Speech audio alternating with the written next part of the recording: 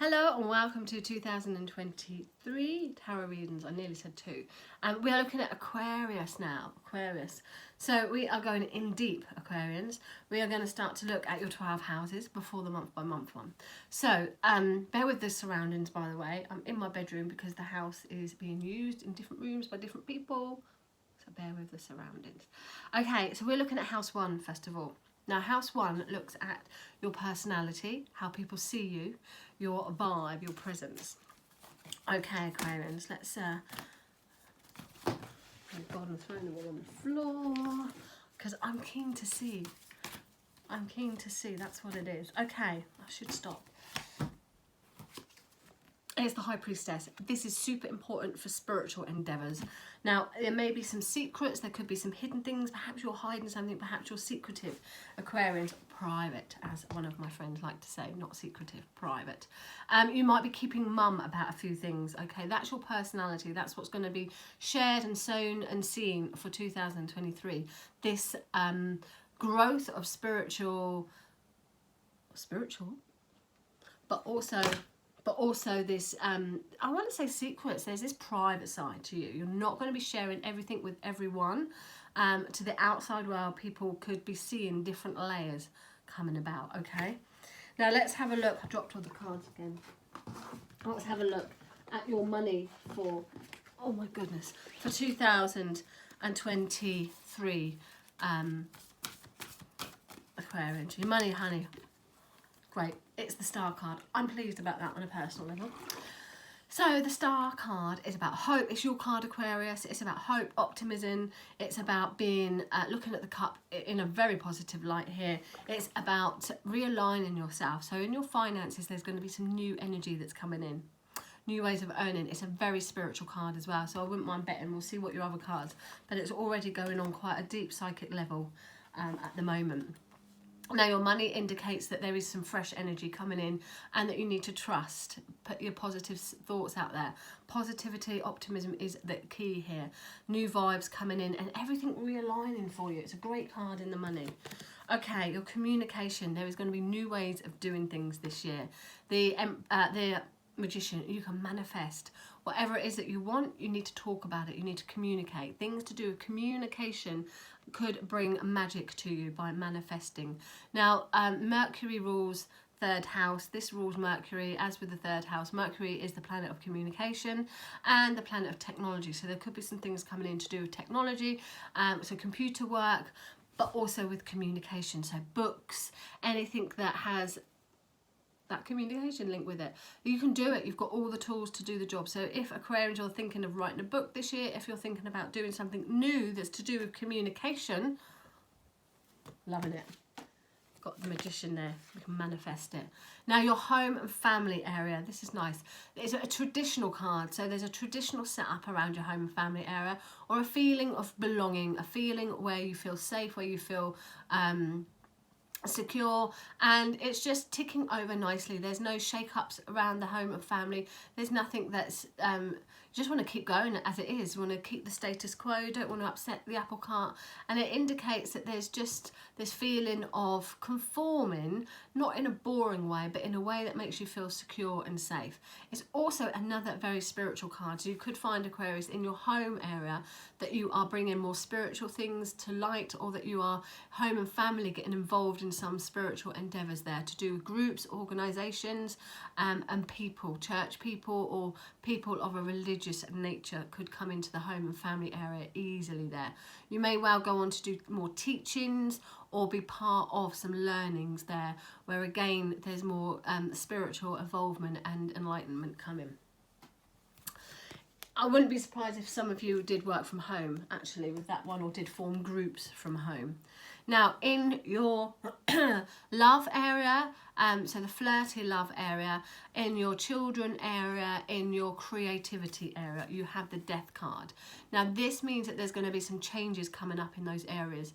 So there will be some endings coming in. There will be some finalizations and finishings, but you get to choose what it is. So think about what it is that you want to end around your family, around your children, or perhaps they're ending something, or think about what it is around changes connected to your children or your creative side, where you can see some change coming in on a creative nature, and even in a love area, what changes will need to come in around you there. Now, in your everyday activities, Aquarius, in your day-to-day activities, in your health area, we have the Judgment card. So this is a wake-up call. Now, this is in the area of service to others. So you are being called to serve to others. That is one of your destinations there.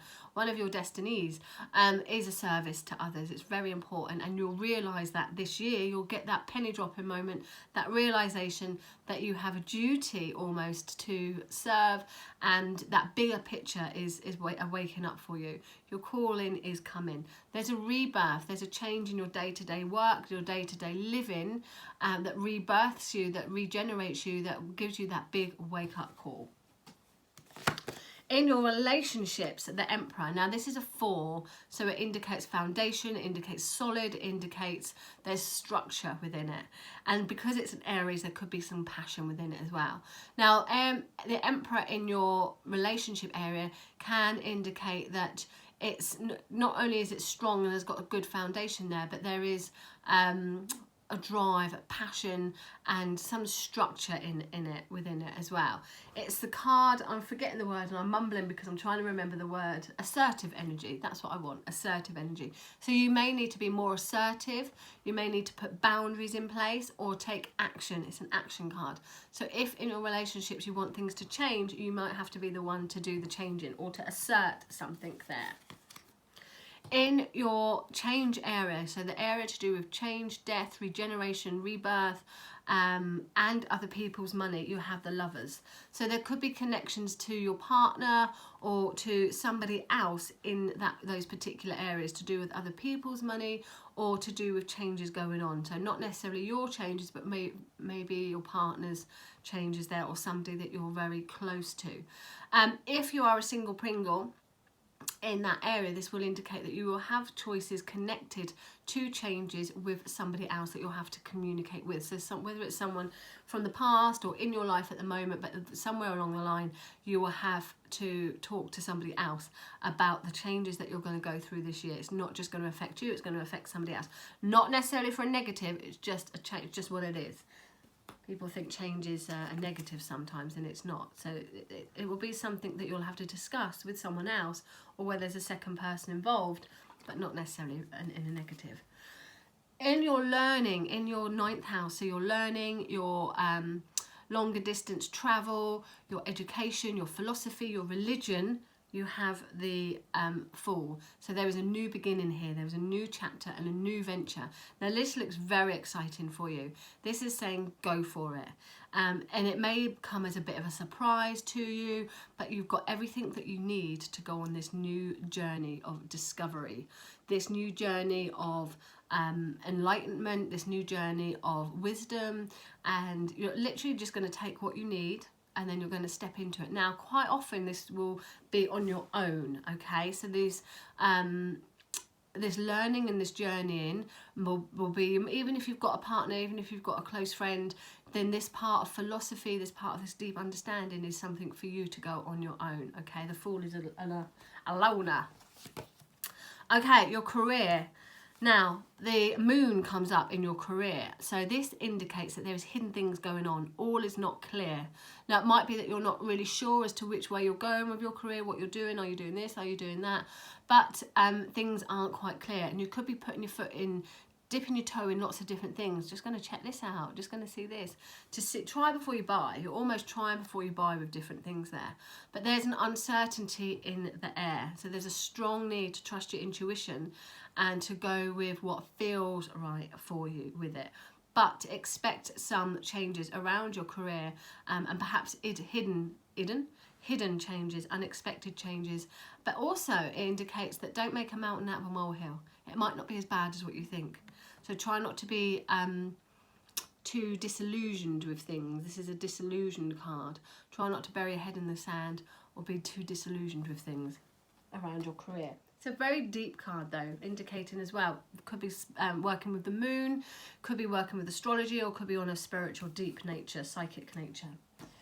In house 11, which is to do with your friendships, your groups, your communities, I'm loving this card because it is the sun. So you're going to find your happiness when you get involved with people, when you join groups, when you join organisations, when you have people that you can like have a laugh around, where you can be childlike, where you can have some fun and just let your hair down. It's going to be really important you this year, Aquarians, that you don't reach old age before you've actually reached old age. So do some silly things, spend some time with younger people, get creative, let your hair down, but enjoy your company. That's what this card says in your friendship area. It's bringing in some new friends or some young energy there to enjoy. And your karmic energy is the Tower. So, but it's reversed. It's reversed. So the worst is over, is what it says. The changes that will happen, and then they'll be done before you even have a chance to worry about it. But you can rebuild things. When this comes reverse, it's like, for me, it says the worst is over. The shake up has shook, and now you're in a rebuilding place. So you're going to be able to karmically rebuild things, karmically change things to make them much more stronger for you. Okay, so don't worry about any change. Not that you normally do, Aquarians. Okay, let's have a look month by month. So January, we have the High Priestess. Now January is asking you to trust your gut feeling. Follow what feels right for you. If something don't feel right, then don't do it. There could be some hidden agendas going on, maybe some secrets going on as well. So just be aware of secrets going on, or maybe it's you that's been a bit secretive as well there. You've got all the answers that you need. You just need to tap into them. February, you've got the Star card, your wish card, and it's also coming into your birthday month, end of January, February. So here we have new beginnings, new birth, we have joy, we have optimism, positive, realignment, we have everything coming together for a brand new beginning. That's perfect in February. In March, you have manifestation, you have new beginnings, you have all the tools to do the job, you can magic whatever you want there. In April, you have a rebuilding, you have whatever's normal comes back into your life, some normality, some restructure, groups and organisations, particularly around either churches or buildings or communities there. In May time, you have endings. May, you get to choose when you want some endings, what's finished, what's done, what do you want to finalise. In June, you have the big wake up picture. You have the call, the wake up call, the penny dropping moment, the aha moment. In July, you have being much more master of your own destiny, putting boundaries in place, being in charge of things. The light really has gone now. In July, you have order and structure coming. In August, you have situations and communication and choices to do with another, with a lover. So things will come up in August that's going to need to be discussed, important discussions that involve another there. In September, a fresh start, perhaps travel, new opportunities, what do I want to say, taking a risk, just going for it, leap of faith. In October, we have secrets, unseen things. Don't let your paranoia get the better of you. In October, no, that was October. In November, we have the sun. Fun, happiness, family coming together, joy, freedom, letting your hair down. And in December, you have the chaos is over. The real rebuilding and the restructure can start to form again. So there you have it, Aquarians. Now, if you want to book that fully for your own individual reading, you can check out my website, katemayer.co.uk. This spread is about an hour long when I do it individually. It does include a general reading as well. Just go on the website and check out 12-month forecast. Otherwise, have a fabulous 2023.